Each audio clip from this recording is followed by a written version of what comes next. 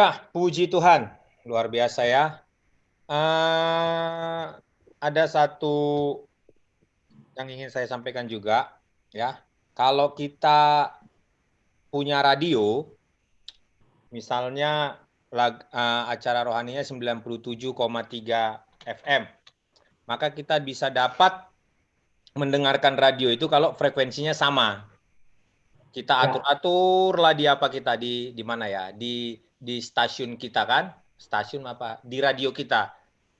Pas dia 97, maka kita bisa mendengar keseluruhan dari apa yang dipancarkan. Ya. Jadi pengaturan-pengaturan itu mungkin yang dimaksud Bang Nelson, bahwa kita harus terkonek dengan frekuensi yang sama. Ya, vibrasi kita, frekuensi penerimaan kita sama dengan apa yang sorga mau sampaikan kepada kita. Oke, sekarang kita karena di sini karena waktu satu orang aja yang beri tanggapan. Tasya, Anastasia, Shalom Tasya. Shalom Bang. Ya, silakan Tasya.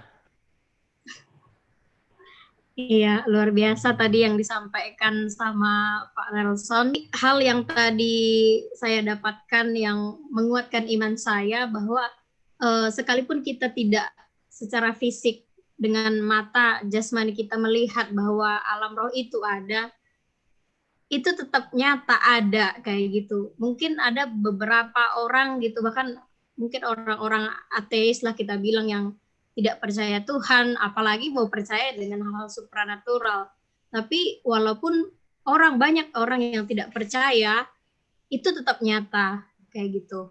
Jadi betul yang tadi poin penting juga tadi yang disampaikan sama Pak Nelson bahwa alam roh selalu mendahului, dia lebih dulu terjadi daripada alam fisik. Itu berhubungan ketika kita berdoa, ketika kita misalnya memanjatkan doa kita kepada Tuhan, waktu kita udah menang di dalam alam roh, maka di dalam dunia fisik secara nyata, ya kita juga pasti sudah mendapatkan kemenangan.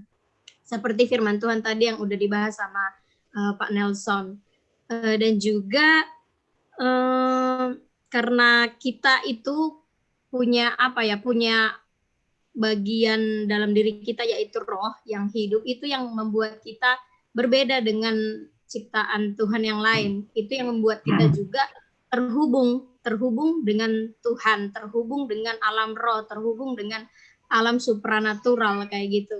Sebenarnya ini masih menjadi banyak pertanyaan, mungkin sesuatu yang misteri kayak gitu, karena kita nggak bisa memahami semua kayak gitu, tapi kita percaya bahwa itu nyata dan ada, dan bahkan dalam firman Tuhan, bahkan di Wahyu cerita tentang gimana itu neraka kayak gitu.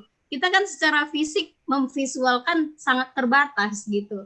Jadi ketika firman Tuhan berkata itu ada, dan mungkin ada film-film yang kita pernah tonton kayak gitu yang menggambarkan tentang neraka, tentang surga. Mungkin tadi di gambar yang awal Pak Nelson sharekan, ada malaikat yang di angkasa gitu ya, di awan-awan melihat bumi kayak gitu.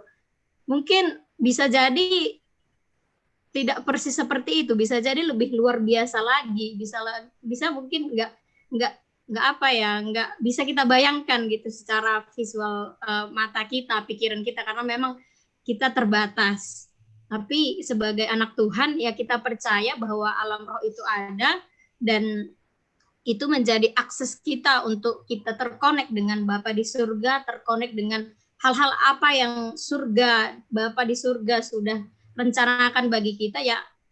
Ibadah pada sore hari ini menguatkan saya untuk lebih lagi menyatukan frekuensi kayak yang Bang Jan bilang tadi, Pak Nelson bilang tadi, kalau kita tidak sungguh-sungguh menyatukan frekuensi kita dengan Tuhan, ketika misal kita berdoa benar-benar menyatu dengan doa itu, menyatu dengan roh Tuhan, ya nggak akan dapat apa-apa. Tapi ketika kita menyatu dengan Tuhan, di dalam roh kita menang, di dalam roh kita menyatu kayak gitu, ya sesuatu pasti terjadi kayak gitu. Mungkin itu yang saya dapatkan, Pak, Bang. Terima kasih.